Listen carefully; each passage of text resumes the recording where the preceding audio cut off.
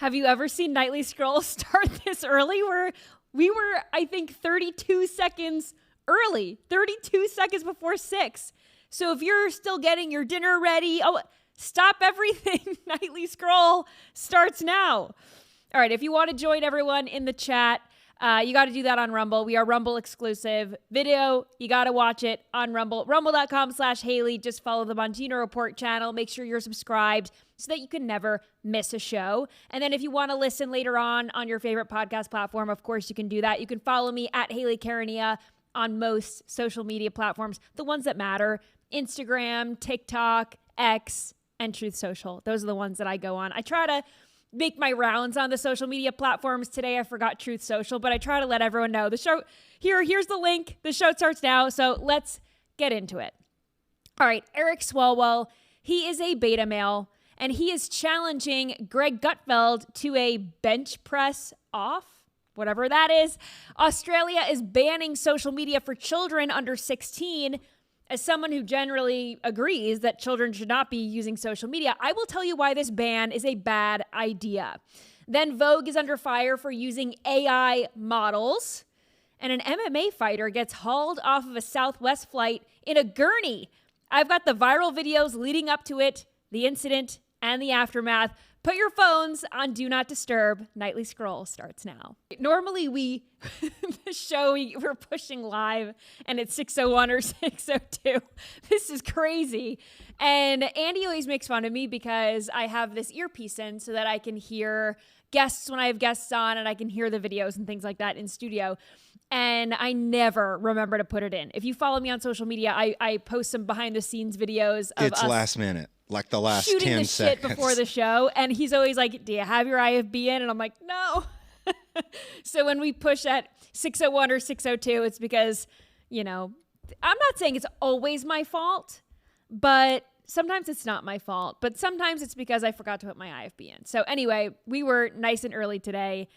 Love to see it. Okay, so Congressman Eric Swalwell, yes, the one who dated the Chinese spy while holding office, yes. The one who farted on live television. Do you remember that? Say that one more time. He farted on live television. He was doing a hit on CNN or MSNBC or something, and he just let one rip. Wow. Mm-hmm. I must have missed that. Well, you can Google it later if you want. But he is now one of these Democrats that just started caring about Epstein files all of a sudden, right? Once it became this get Trump opportunity, not because he ever gave a damn about the victims or holding sex traffickers and their clients accountable. No, really. I checked his X feed.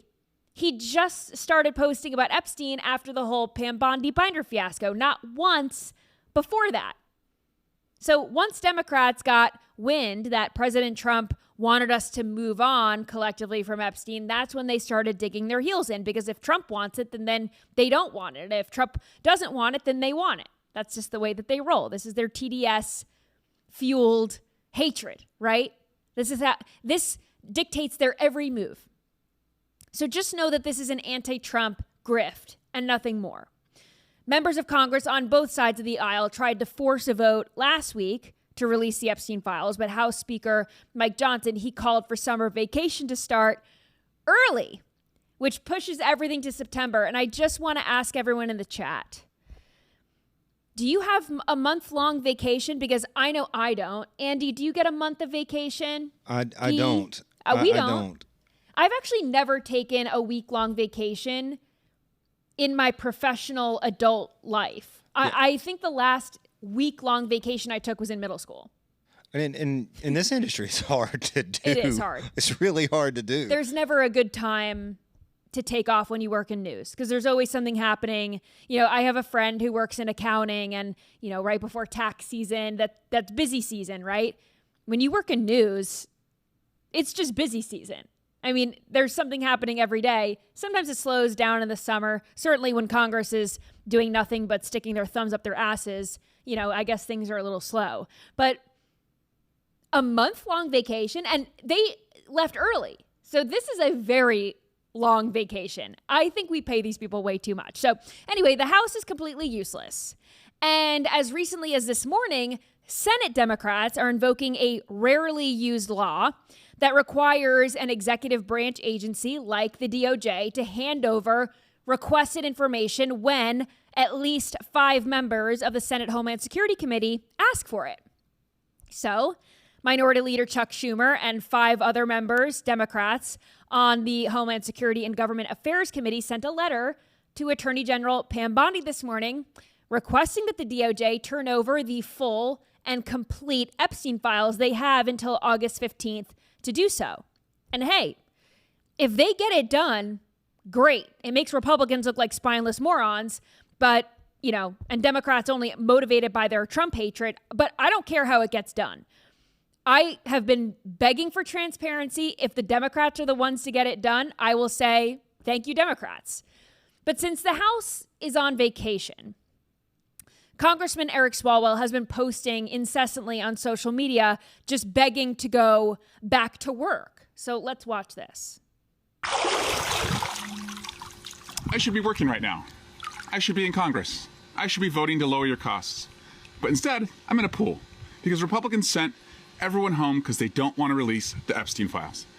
We could be working to lower your costs, make sure healthcare is affordable, and make sure we're restoring the rights of everyone in our committee. It's not rolling. I should be working right now. I should be working right now. I should be in Washington, D.C. I should be voting to bring down your healthcare costs, the cost of the grocery store, and restore your rights. But the Republicans sent Congress home early. Why? They didn't want to release the Epstein files. They would rather shut down the Congress that they govern than tell you the names who should be held accountable for what happened to these victims. I should be working right now. Instead, I'm going to be pitching for the Dublin leprechauns. I should be working right now. I should be at the Capitol. I should be in a suit. Instead, Republicans sent us home because they would rather stand up for Donald Trump than release the Epstein files and stand up for victims. We could be at Washington, D.C., lowering your healthcare costs, lowering your grocery costs, and restoring your rights. I should be working right now. Instead, I'm pumping iron at the gym. This guy is such a freaking tool. He's such a tool. Yeah, so he posted that. And when you post things like that on social media, you're going to get backlash, of course. When you post anything or say anything, you're going to get backlash. But something as cringy as that, and Democrats are usually the ones that do something cringy like this. Things that come to mind. Senator Kirsten Gillibrand, gay rights. Do you remember when she did that in the bar? She was like squeezing past someone to get some ranch, and then she randomly had this like gay outburst. Any synchronized dancing. Any dancing. Elizabeth Warren, anyone who tries to be like cool and have a beer, or any kind of dancing unless you're President Trump, just awkward. Democrats are really, really bad at this. And this is just, Exhibit A. So obviously the king of conservative late night, Greg Gutfeld, had some fun with this. And this is what he had to say. I'm sorry, man. Shooting baskets won't make us forget you're a basket case. And with a bench press like that, no one will mind if you use the women's locker room. And I saw that Marjorie Taylor Greene actually said something on social media about how much he was bench pressing. It looks like he's got a plate on either side. So 135. Yeah. Is that? I mean, that's really strong guys can curl that. You know what I mean? Yeah. But people are talking about his bench press. I'm more worried about him probably giving up 8 runs in the bottom of the first for the Dublin Leprechauns as the pitcher. Yeah, Did you see the way he threw Dublin that? Leprechauns? It's like a noodle arm. Dublin Leprechauns baseball team. What is that? Am I supposed to know what it's a independent professional baseball team based in Dublin, California. Sorry. Yeah, he gave up like 15 in the first. I don't mean to laugh. I'm sorry. No disrespect to the Dublin Leprechauns. But Greg Gutfeld also made the point when he was throwing the baskets in the pool. Like, how many chances did it take? How many takes was it for him to get it in on the first try? Like, he surely had to record that video more than once, which just, when you think about the setup when people make social media videos, it just ruins everything. Have you ever seen that account, Influencers in the Wild? Yes. on yes. Instagram. There's this account, if you don't know, on Instagram. They're probably on other social media platforms too, but it's Influencers in the Wild is what it's called. And you just see it's people filming influencers without the influencers knowing, and they just look so stupid.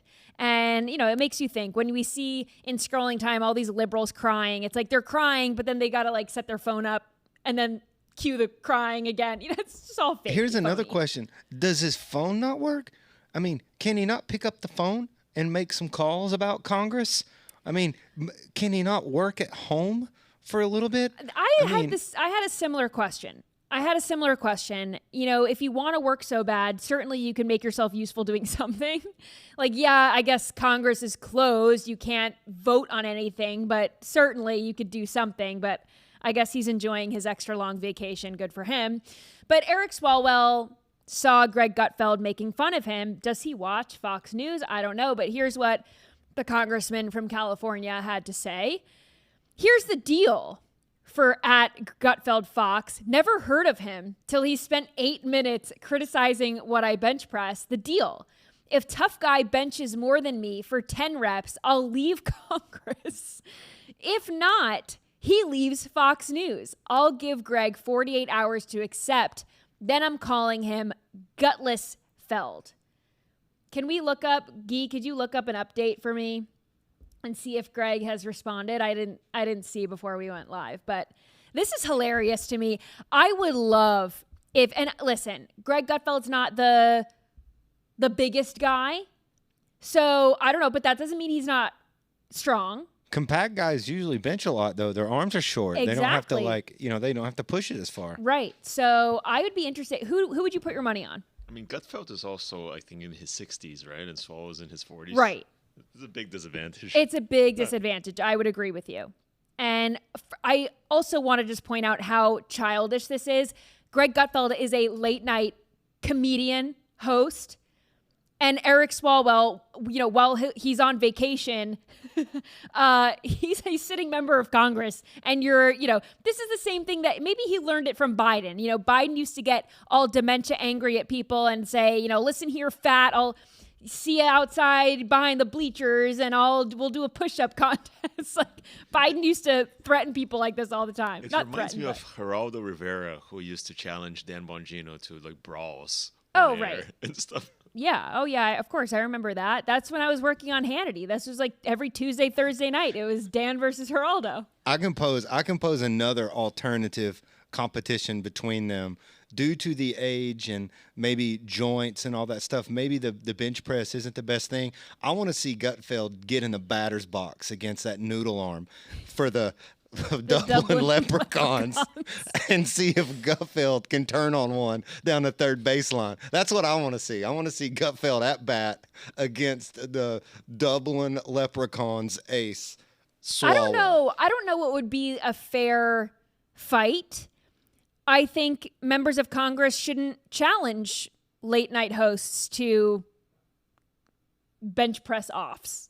I just think, like I said, I know he's on vacation, a very extra long vacation, but maybe, as Andy pointed out, maybe he could make a few calls and do something else. This whole thing got me thinking that Mark Zuckerberg and Elon Musk, remember when they were supposed to fight? This was maybe a year or so ago. Elon Musk and Mark Zuckerberg, they were both training. Like this was a legit fight that was supposed to happen. And, Mark Zuckerberg has been doing jujitsu and training, and then Elon Musk started training, right? He wanted to be on his level, and they were both being trained by different UFC fighters. Like they both had trainers and coaches on their teams, and then it just fell apart. And this whole thing just revived that in me. I want to see Mark Zuckerberg and Elon Musk fight. So for whatever reason, someone was injured or someone chickened out or whatever it is, I think a lot of money for charity could be made for this, or it could, we could do some Doge paychecks, some stimulus checks. In the spirit of Hulk Hogan, if Swalwell and Gutfeld got in the ring and, did like 5 minutes in the ring at the next WrestleMania, like who would not want to watch this? Like I'm all about this. I actually don't. I think that this is boring. Eric Swalwell and Greg Gutfeld, I think that's boring. That's a boring matchup. You wouldn't watch that? I would watch it because I would want to cover it on the show, but I wouldn't really be personally interested to see Eric Swalwell flailing around and trying to be an alpha Swalwell male. taking an elbow off the top rope by Gutfeld, you wouldn't think that would be hilarious. See, you're laughing at it now. I mean, we need more of this kind of stuff. I don't know. I just think it's... I don't know. Is there any update, Guy? No, it seems like the challenge has not been accepted. Challenge has not been accepted, but hey, Gutfeld is, I'm sure, planning something on his show tonight, so we'll just have to wait and see, and I'll cover it tomorrow. But anyway, I want to take a quick break to tell you about the sponsors for tonight's show. Summer is here, and so are those visible dark spots, sunspots, and other blemishes that the sun leaves behind until now. The dark spot corrector from our friends at Genucel helps visibly fade away dark marks, sunspots, scars, and other signs of discoloration all over your skin. I used mine last night. Formulated with a patented LumiSkin, a revolutionary new ingredient, and Genucel's legendary base, shown to help visibly reduce age spots, sunspots, and uneven skin tone for a brighter, more youthful look. You will be amazed at how quickly you will see results, and now you can enjoy your summer sun, beach, barbecues without those pesky spots. As always, you will see the results or your money back, no questions asked. And right now, you can get your dark spot corrector with every Genucel complete skincare package for over 70% off. Plus, enter our promo code SCROLL at checkout for an extra discount. It is world-class skincare that works, guaranteed, or your money back. Order yours right now and get the Genucel XV Moisturizer for a hydrating, moisturizing effect on your delicate skin during the harsh summer months. That is Genucel.com/scroll, Genucel.com/scroll. Just visit Genucel.com now and get a free spa box with 2 bonus gifts and free shipping. Again, that is Genucel.com/scroll, Genucel.com/scroll. I also want to tell you about our friends at Blackout. Let's talk about real convenience without sacrificing quality. You already know I'm a fan of Blackout coffee. I tell you all the time. But if you're like me and you need that caffeine fix right in the morning, their coffee pods are a total game changer. These are not your average grocery store pods. Blackout pods are packed with fresh roasted, bold coffee made right here in Florida. They work with those single-serve pod brewers. So yes, fast, easy, and actually delicious. I love it. I start my day with Blackout and my afternoon and sometimes my evening with Blackout coffee. So no more bitter, stale junk. Just pop one of those in, boom, strong, smooth cup of coffee in seconds. Whether you're racing out the door, juggling kids, or jumping into back-to-back calls, this is your new morning lifesaver. And the best part is they ship nationwide. So no matter where you live, you can get made Florida fresh coffee at your door in just days. So head to blackoutcoffee.com/scroll and use code SCROLL at checkout for 20% off your first order. I hope you do. All right, so as we know, and I'm sure everyone remembers, I know the news cycle moves very fast, but earlier this month, the Guadalupe River in Texas rose overnight and floodwaters claimed the lives of over 80 individuals. 3 are still missing. But newly released text messages from some local Kerrville authorities revealed that they were making fun of DHS Secretary Kristi Noem amid all of this tragic flooding. Imagine that. They were calling her Homeland Barbie. So city officials in Kerrville were largely unprepared for those floods. This was July 4th weekend, we all remember. And now newly released city communications, including emails and text messages, were obtained by KSAT through public records requests. Now, some of the text messages that were making fun of DHS Secretary Kristi Noem came from Kerrville City Manager Dalton Rice. So right before a press conference on July 5th, this is the day after these floods took place. This was federal, state, local officials. They were supposed to be updating the public on rescue efforts.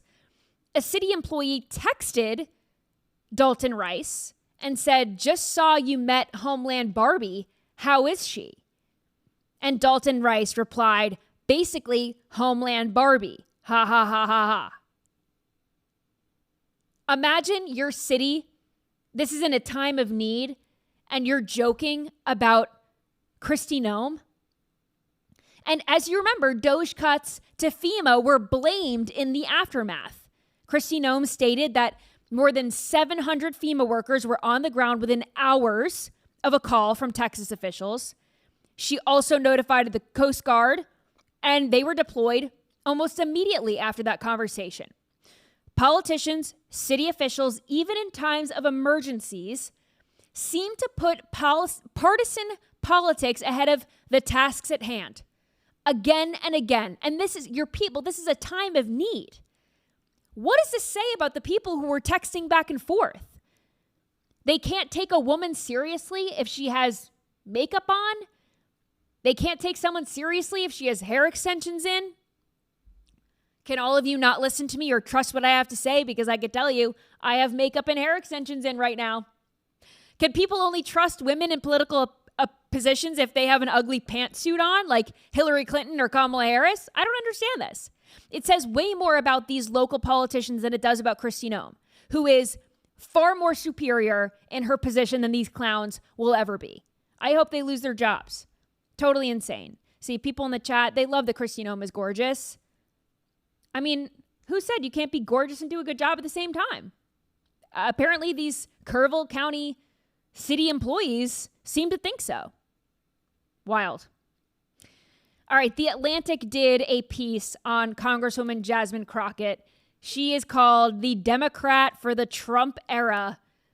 That's the piece by Elaine Godfrey in The Atlantic, and they kind of exposed who Jasmine Crockett is. They did this profile on her, and she revealed in this piece that she thought that she deserved the top Democrat spot on the House Oversight Committee. Because she deserved it? No. But because she had a large following count on social media. She thought that she was this much needed mouthpiece for the younger generation and for the Democrat Party. So that's why she thought she was the woman for the job. So earlier this year, she started pitching herself around to other Democrats so that she could get this top spot on the Oversight Committee. She was sending text messages. She was emailing people. She was hosting conversations on the floor, according to this piece. And the space was open because Democrat Congressman Jerry Connolly was planning to step aside as he battles cancer. But Crockett never got the spot. It went to Congressman Robert Garcia of California because he was more senior on the committee. But Crockett's reasoning, this is what she said in the article. The base is thirsty. The base right now is not very happy with us. And if any lawmaker could make them feel heard, it's me. And so Elaine Godfrey, the woman who wrote this piece on Crockett, said that she thinks Crockett is highly conscious of her self-presentation. She said this, during many of our conversations, Crockett wore acrylic nails painted with the word resist and a heavy set of lashes over her brown eyes, which we know. Now, this is one of the more shocking revelations from this piece. The lock screen on her phone is a headshot of herself. Not unlike President Donald J. Trump. Let's pull this photo up because apparently Donald J. Trump also has a photo of himself on his lock screen. What do we think about this? I would never put myself as my own lock screen. I have a photo of that I took of a sunset in Mexico when I was on vacation. Yeah, my lock screen photo is my daughter in her graduation cap. Yeah, that's a good one. Pretty, you think he just like taps his phone just so it lights up and he just like shows it to foreign leaders? You know what I mean? Don't have to worry about speaking. He can just show him that photo. Someone in the chat says, I have my granddaughter. So I think it's normal to have photo. If you have yourself on your lock screen, I think it's normal if it's a photo of you and someone else. If I had a picture of me and a friend, or if I was dating someone, like a lot of my friends have their husband or like their wedding photos or engagement photos or something. Someone said my lock screen is you. We got a Sydney Sweeney on the lock screen Sydney too. Sweeney, yeah. You know. People are saying my dogs. Someone said, who cares what anyone has? I think this says a lot about a person. I think it says you're probably a little self-absorbed. Well, I think if you don't have anything as your lock screen, you need to ask yourself, what would I put as my lock screen? Then you start digging into what all the things that could matter enough for you to just touch and see at the Yes. you know what I mean? Why does it matter? Right. Not always do I have a photo. Sometimes I have a Bible quote or I have like a inspirational quote. I did 75 hard a few times, and anytime I did 75 hard, I would make my lock screen of my phone because, as you know, I touch my phone and I pick up my phone all the time. So it was a reminder of all the things that I had to do. Take a progress picture, drink a gallon of water, do 2 workouts a day, whatever else, read 10 pages of a book, whatever else, all the 75 hard criteria. I had a reminder, like a checklist on my lock screen. So I don't know. Personally, I wouldn't have a photo myself. Speaking of photos, Vogue is under fire for using AI models. This is crazy. This is in a Guess ad. And this woman that you're seeing on the screen, if you could click on these, can you click on them to, yeah. So this woman is modeling Guess. And if you zoom in on that white text over there, it says photo by Seraphine something by AI. What does it say? Seraphine Valora on AI. So they are disclosing in this message, you know, small, fine print on the side that this is an AI image. This is not a real model. And, you know, we talk about, sometimes I do it during tinfoil hat time. Sometimes, you know, it just comes up in conversation, but I'm afraid of AI. I think it's crazy. I think it's crazy that some men are out there and they think that they're in relationship with ChatGPT. And I think that, you know, we're letting the cat out of the bag and it's going to be hard to get it back in. I think, you know, this is like, I don't know. I'm scared. That girl is a generated person. Yeah, and like, not to totally mention 100% white, does not blonde, exist. blue eyes, which is very problematic these days. And you could have just generated anyone, and they generated the beauty standard. Isn't that interesting?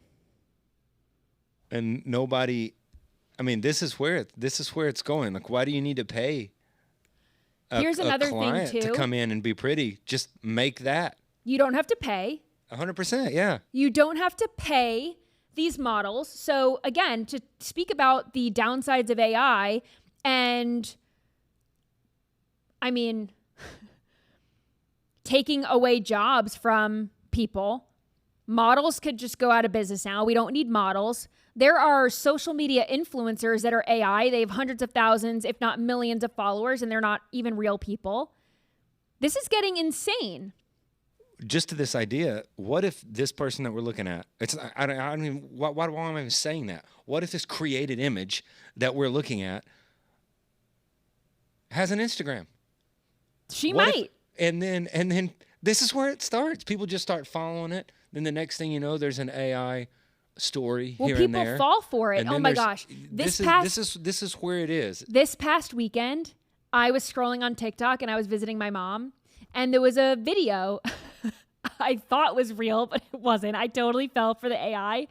It was a bunch of bunnies bouncing on a trampoline. And I said, oh my gosh, like, it came up on my free page. I thought, that is so cute. And I showed my mom and she was like, that's so cute. And we're like laughing at this video because it's just these bunnies jumping on a trampoline. And then I opened the comments and someone's like, AI, this is AI, that I fell for this. And if you watch it back, you realize that one of the bunnies like disappears, or like 2 of the bunnies like morph into one. You got. I got, and you've got to have eagle eyes. I would say I don't fall for AI stuff very often. That one got me. And I realized I need to go touch grass and reconnect with nature and get off of the internet and start coming back to real life. Hayley, there's no way that if it didn't tell you that was AI, that anyone would know. I would think that was a person. I would think it was a model. especially Yes. because women 100%. are so accustomed to comparing ourselves to what we see in the magazines. Remember, there's this notion that the women in the magazines don't even look like the women in the magazines. Like, we know that there's Photoshop, but still, like, these women are so gorgeous that it makes all of us normal people look, feel bad about ourselves. And now it's like, this is a totally impossible standard. Speaking about impossible standards, Jamie Lee Curtis has come out and she has said that plastic surgery has just wiped out a generation of natural appearances. Like, people don't even know what we're looking at anymore. They don't even know what a true 35-year-old woman or 45-year-old woman, like, what does aging actually look like? People have totally forgot because everyone's gotten filler and Botox and plastic surgery and facelifts and whatever else, right? So Jamie Lee Curtis says plastic surgery has wiped out natural appearance in a generation, and she said this: "I've been very vocal about the genocide of a generation of women by the cosmeceutical industrial complex who have disfigured themselves." And she told a story about how she was on a shoot and the director said, "I'm not shooting Jamie Lee Curtis. She has bags under her eyes. So tell her to get surgery to fix it, and then she can come back and we can do the photo shoot." And she was 25 years old when that happened to her. So think about it. You're 25 years old. Any bags that you have under your eyes can't be that bad, right? But she went and she got the surgery, the plastic surgery, to fix whatever bags she had at 25 years old. And she came back and did the photo shoot when it was all said and done, and she regrets that. Since then, she says she's become a public advocate for letting women know that they are naturally beautiful. You don't need plastic surgery, blah, blah, blah. Well, she is a transgender child, adult child, but a son who transitioned to be a woman. So my question to Jamie Lee Curtis is, why not encourage your son to be comfortable in his own skin instead of encouraging him to try to be a woman, especially when she talks so much about women and how they deal with body dysmorphia issues? Isn't transgenderism just an extreme version of body dysmorphia? So she gets to come out here and say, I had this experience and I'm going to push all these other women to just like love themselves. And this kind of stuff starts at home. And this is just like a prime example of just talk is cheap, right? I mean, you can come on and do an interview and say that, women should love themselves, and you have a child at home that is struggling so deeply with body dysmorphia that they think that they're the opposite sex, and then they'll go and do these plastic surgery treatments and other cosmeceutical industrial complex stuff to become another sex, which is impossible, by the way, but that's crazy to me that you can come out and say this and claim that you're an advocate and then just not care about, not that she doesn't care about her children, but you could let them be so damaged by this. If she really was an advocate for all of this, I think they would probably talk about it at the dinner table, no? Completely hypocritical. And, we could talk about this AI photo in Vogue and loop it in with that. Like, if young girls are being influenced by, plastic surgery and by AI, and they want to look a different way, whether it's boob job, Brazilian butt lift, nose job, lip filler, whatever it is, young girls are taught that they can change their appearance.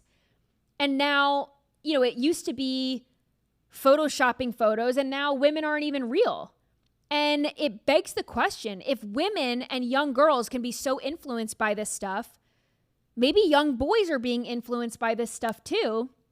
I don't think that body dysmorphia should be overlooked in men. I think this is what is attributing to a lot of these boys maybe wanting to be women. Maybe they see these glamorized versions of women in media and in magazines and movies, and they just see how easy it is to change your appearance and become someone that you're not, and they get influenced to be women. I think it is crazy. I had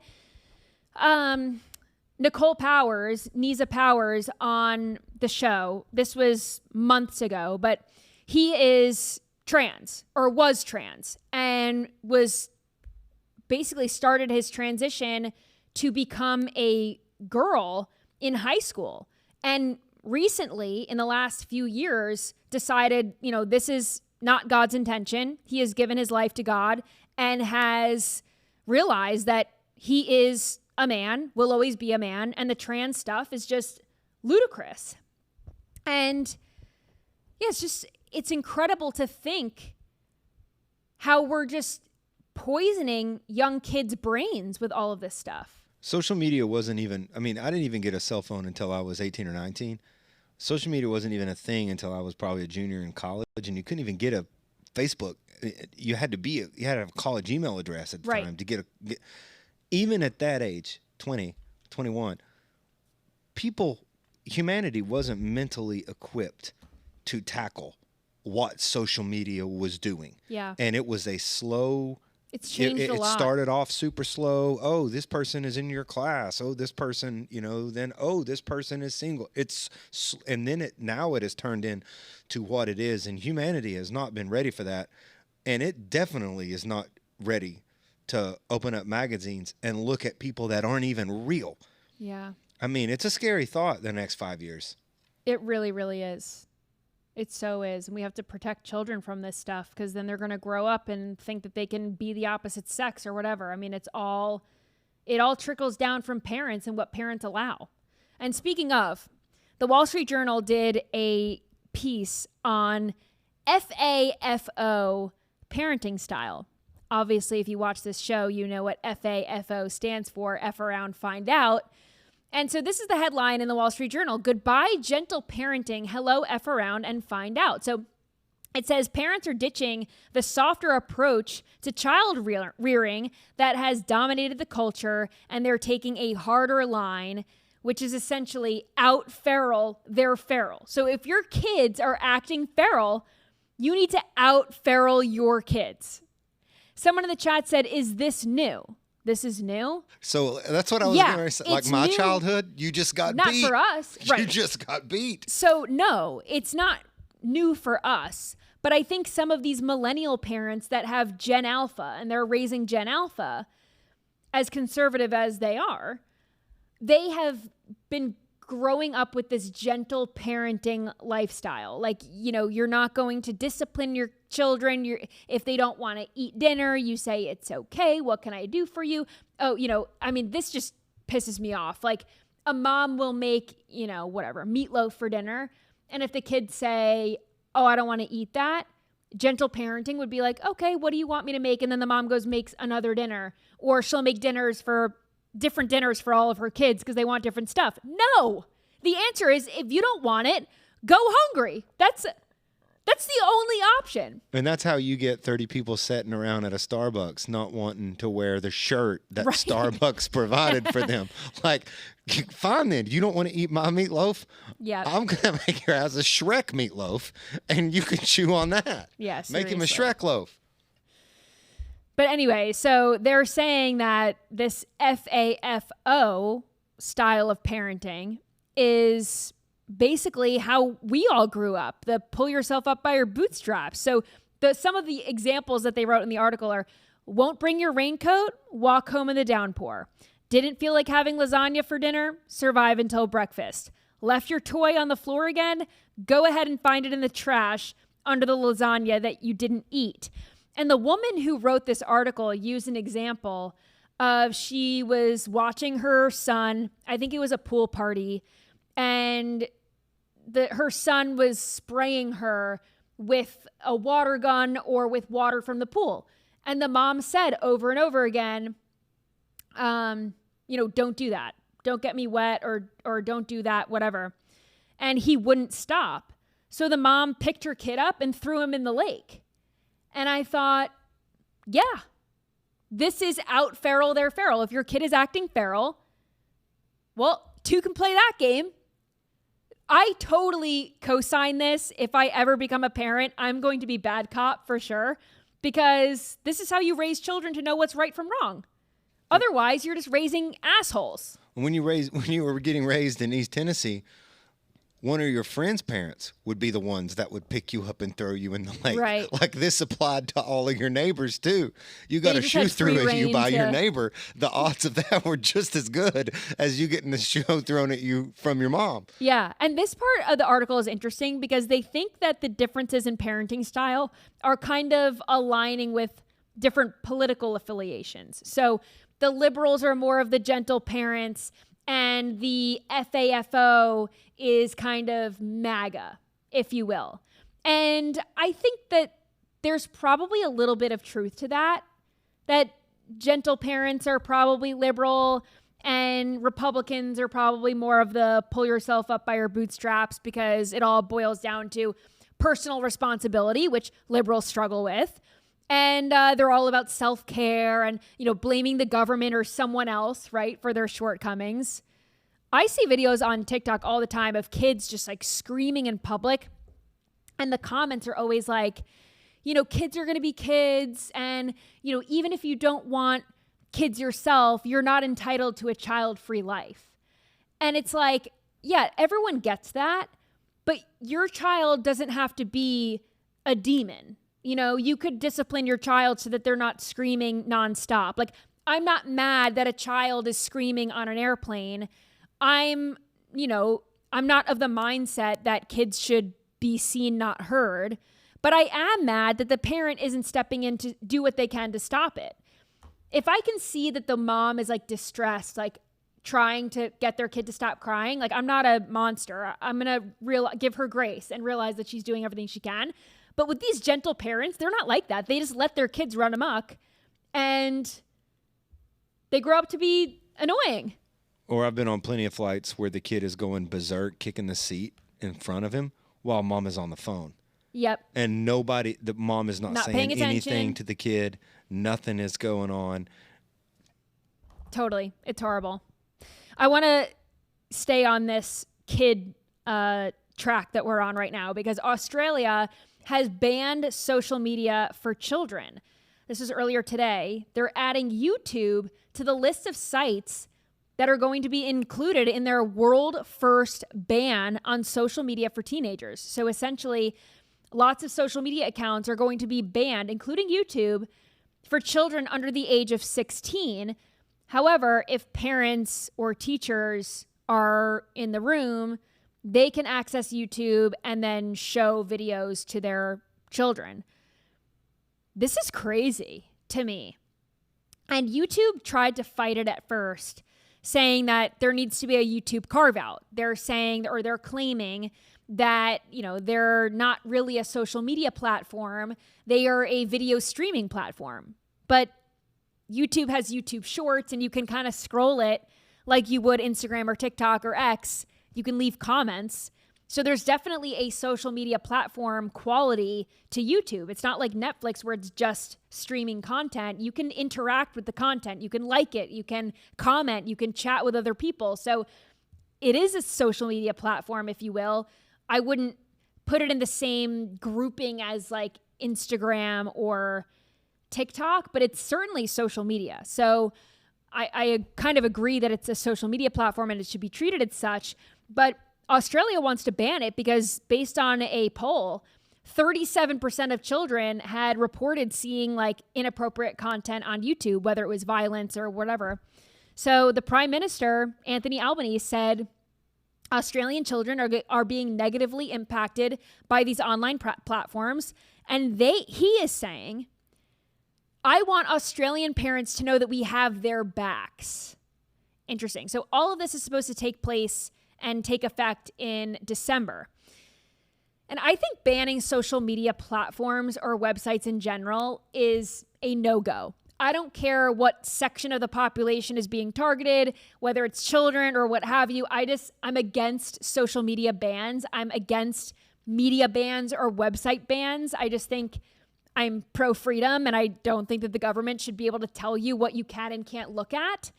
Let parents be parents. It's not the government's job to step in and make decisions on behalf of parents. And they're saying that these are children under 16 that are going to be banned from social media. 14-year-olds are in high school. They're writing papers. They're doing homework projects, things like that. I used to watch YouTube videos for educational purposes in high school before I was 16 years old. So who's to say that, and then do you need a parent to access the website? Like I would have had to go to my mom and say, hey, can you log into your YouTube so that I could do my homework? I mean, this is just ridiculous. Let me play a little devil's advocate. What's the net benefit of this? Like, okay, so like a 14-year-old can watch educational stuff, or there's certainly not harmful things. There's useful things out there. It's How-to setting a videos on precedent. YouTube. It is setting a precedent that the government should not have this power over the people. That's a true statement. But what I believe also is true is I don't think that there's anything net positive comes out of social media in anybody's life below 16. I think net result is stress, comparison, turmoil. They end up on medication. Yeah. They don't really realize how to handle these emotional issues. I mean, and I get your stance. And sometimes when you're pro-liberty like that, you have to take the tough pill that comes along with it. That's my stance. And I understand that. But, like, I'm not – honestly, it's a wrestling match with me on this one. My first thing when I cut this was, hell yeah, go Australia, And then I see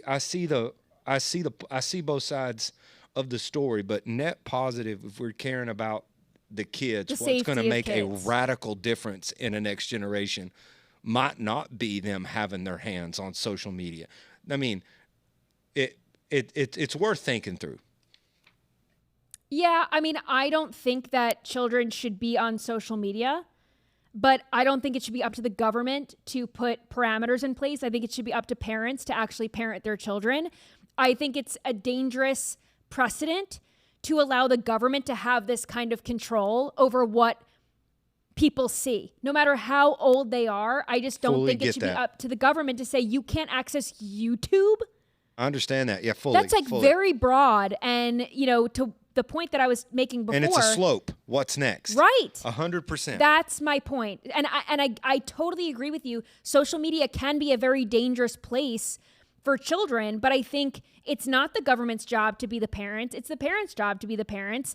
And you can set parental controls on certain things on your kids' phones. 100%. You can set parameters on how long they can spend on social media apps or what kinds of content they can see. So if parents are an active participant in their child's life and their usage on social media, then you can do this in a safe way.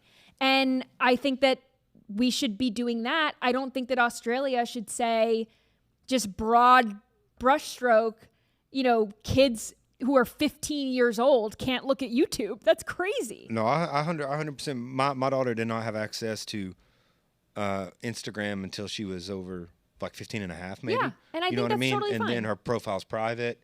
I mean, there's a lot of things there that my wife and I take like in when we're talking about like monitoring what she watches and all that stuff. So I totally get that point. It's just maybe it's a realization of where we live that 8, 9, 10, 11-year-olds, it doesn't matter. Mm-hmm. They're on it. And that precedence of negativity and comparison and losing social skills and all of that is just that's where we are. Fair. It's totally fair. Speaking of parental controls, The Simpsons creator says that kids will save their MAGA parents by deleting Fox News off of their phones or their TVs. So now the kids are in charge. This is like a complete 180. So he declared, The Simpsons predicts kids across America will liberate their Republican parents from the cult of MAGA. And here's how you do it. Grab the TV remote, go to menu, go to controls, vertical controls, look for a channel list, and delete Fox News. And he was asked on this panel about the future of The Simpsons. Because as you know, the future is predicted on The Simpsons. So they asked, how long is this going to go on? And he said, we're going to go until someone dies. When you know who dies, The Simpsons predict there will be dancing in the streets, except President J.D. Vance will ban dancing. That's insane. This is a deranged human being. And people are already deleting Fox News, by the way, for other reasons.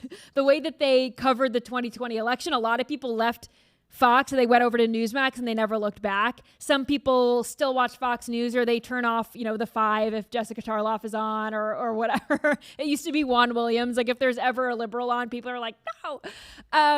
But Fox News didn't invent Republicans. Fox News isn't going anywhere. But even if it was deleted from everyone's TVs and phones, conservatism would still exist. Republicans existed before Fox News. Our way of thinking existed before Fox News. And if people on the left think that we have become more radical, I would urge them to look in the mirror, because conservatives are digging their heels in due to how progressive and radical the left has become. This return to normalcy, as we call it, the golden age of America, where men are men and women are women and, all this stuff, is a direct response to the craziness of 2020 and how far left the left has gone. Like, lots of, middle of the road, normal, classic Democrats have said, I don't recognize this party anymore. Like, they left me behind. I'm not MAGA, but I'm not this, right? So the pendulum has swung back, and yet liberals never take any personal responsibility because all they know how to do is blame Trump. So then you have someone like the creator of The Simpsons who goes on this anti-Trump rant and raving about, the day that President Trump dies and all this stuff. It's like, gosh, grow up. And he thinks that the kids are going to be the future. And if they get rid of Fox News, then everything will go back to normal. No, it's people like you that are forcing people to become more MAGA. And the alternative media, like podcasting, are more right middle now. Yeah. So, like, okay, Just fine, common delete sense. delete Fox, but you're still consuming Republican political thought. Yeah. All right, let's get into some scrolling time.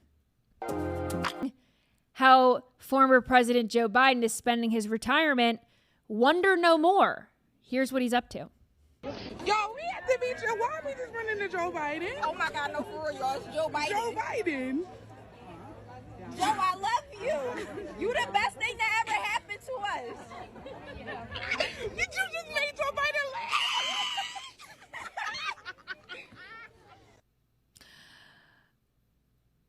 Joe Biden is the best thing that ever happened to you? That's crazy. That's the first time I've ever heard anyone say that. So he's doing now what he's basically doing in office? He should have been Just doing this eating ice for cream? years. He should never have run for president. He was old then. He never should have run for re-election. We all know that. But, Jill Biden and all the others were super corrupt and they needed money for legal fees and whatnot. So they wanted to get away with murder like they've been doing for years. So they pushed Joe Biden to work. And now he's doing what he has been, meaning to do. What he's always been doing. What he's always eating been ice doing, cream. Yeah. Yep. Yeah. Joe Biden is the best thing that's ever happened to us is a really crazy thing to say. And first of all, these girls were talking so loud about seeing Joe Biden that Joe Biden could hear them. And he laughed when they said, Joe Biden, you're the best thing that's ever happened to us. Because even he knew it was a stretch. Even he knew they were lying. He was like, what? I just been licking my ice cream cone this whole time. I didn't help you one bit. What flavor does Joe Biden have? I think it looked like some kind of like vanilla a vanilla thing, base, maybe like a cookies I don't imagine and cream. Joe I'd say Biden he's pretty ice plain, cream so flavor. vanilla. Yeah, he strikes me as a vanilla guy. Vanilla ice cream flavor. Hunter probably had vanilla with some sort of white sprinkle chip. on the top of it. Chocolate chip is apparently his favorite. That was according to the Washingtonian in 2022. So, chocolate chip ice cream. There you have it. What's your favorite? The chocolate with the fudge brownie in it. Mm-hmm. No, that's my favorite. I like that. Yeah, I like the Ben anything and Jerry's. chocolate, really. Anything chocolate. All right, this next one, this video, this woman says that open floor plans in a house are anti-woman. Watch. I just saw a video talking about how an open floor plan is anti-woman and specifically like pro-surveillance. And I never thought about it from this perspective. I thought it was just like a more modern floor plan in comparison to like what was happening before. And it was mostly because people wanted to see women in the kitchen. They wanted to watch women at work in the kitchen. And before, women being in the kitchen was somewhat within the confinement of being a traditional housewife or being somebody who labors in the kitchen, was a little bit of an empowering place because it was their space. It was their space that they got to make their own. No one was really disrupting them. And now with an open floor plan, it was all eyes on them and they were a spectacle for others' entertainment. We never truly know how sinister misogyny is until I see something like that and I'm like, are you fucking kidding me? Not even a floor plan is without misogyny. We have no corners of this earth that are not tainted with the hatred of women. It must be very exhausting to keep up the victim mentality and to see victimhood in literally everything, including an open floor plan, which, by the way, most women want. How many women, okay, I'm going to ask this to the chat. If you have bought a new house or you have renovated a house or you're looking for a house, what does your wife say to you? I want an open floor plan kitchen. I want a kitchen where I can see into the living room and we can have family and friends over. Like, women are behind the misogyny? Give me a break. How many open floor plans has Joanna Gaines made on her show? It's and like women nothing eat but it up. So inventing new reasons as to why women, American women in 2025 are oppressed. It's insane. Women desire open concept floor plans so that they aren't relegated to the kitchen. They can cook and they can entertain in a larger space. Lots of colonial or older homes have all these like separate rooms. And most people buy them now and then they knock down all the walls because they want their house to feel more open and more spacious and not so closed off. Then this girl makes the point that women preferred when the kitchen was their space, that they got to design and they got to make decisions. That's still true to this day. I mean, show me a husband that is calling all the shots about the kitchen. You won't be able to find one. Oh my gosh. It's just in a layout that allows women to be more than just a cook for her family. They can be active participants in what's going on in their home. I just had to share that because it was just so ridiculous. So what apartment in what city does that girl live in? Because she don't own no home. Nope, and she probably has an open concept in her apartment. You can see all three rooms. Yeah, it's a studio. Okay, we've got 3 minutes left. Do we think we can get through all this? Yeah, I think you're so. gonna go through this airport MMA fight. You all know, because this blew me away. You all know that I love airport shenanigans. I love the brawls that take place, in the gate area, in security. I love all this stuff. And I have a TSA story for tomorrow that I meant to do yesterday, I meant to do today, and I didn't get to it, so I'll do it tomorrow. But I want to show you first video 16 of this woman she was an Ohio woman, and she was arrested after she assaulted flight attendants at the Hartsfield-Jackson Atlanta International Airport. She left Buffalo Wild Wings without paying, and this is how she reacted. Doesn't make sense to me, but let's see this. So here's a woman. She's spraying this poor airline employee with the fire extinguisher. She's running, and here she's going to blow it again. Nope. She's blowing it into the faces of all of these Delta employees.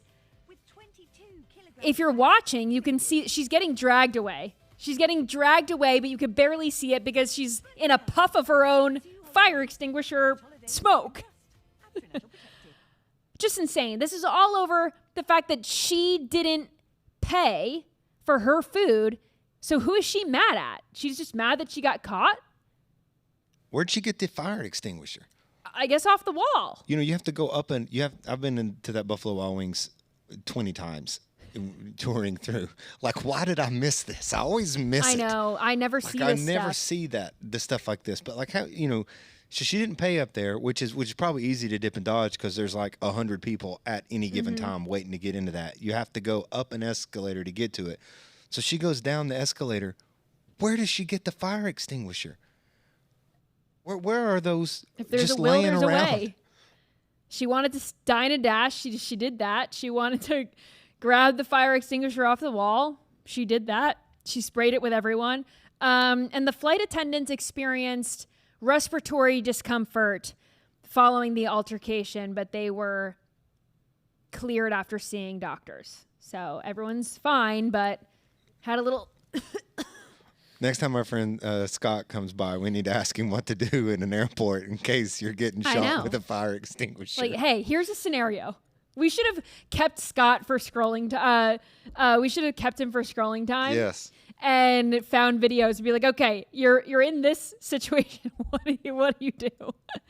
All right. In the same vein of airport shenanigans, MMA fighter Aaron Johnson had a crash out moment over bin space. Watch this.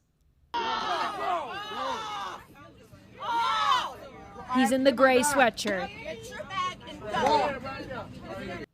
You're a loser. No, she's frustrated than you. Hey, at least she's taking care of her. Hey, you take care of your kids? Take care of your kids. Worry about yourself. No, I'm not playing. Go. He's trying to leave the plane.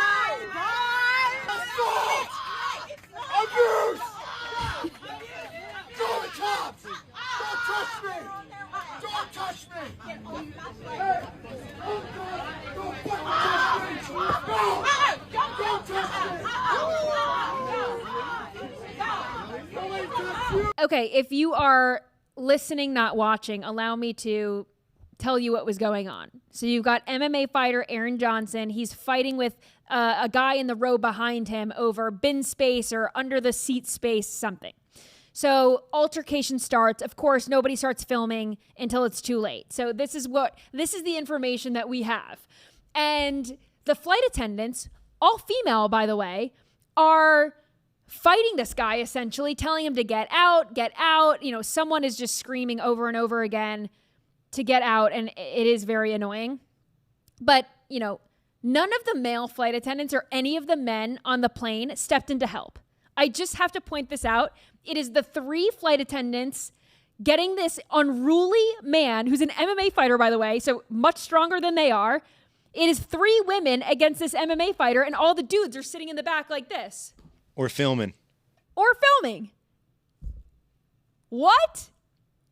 This is called steroids, Hayley. Roid rage. This is roid rage. Yep. 100% roid rage. And just in case you wanted to know what the aftermath is, here is Aaron Johnson getting carried out on a gurney. Listen to this. Bullshit! Bullshit! I'm being treated like a black person right now.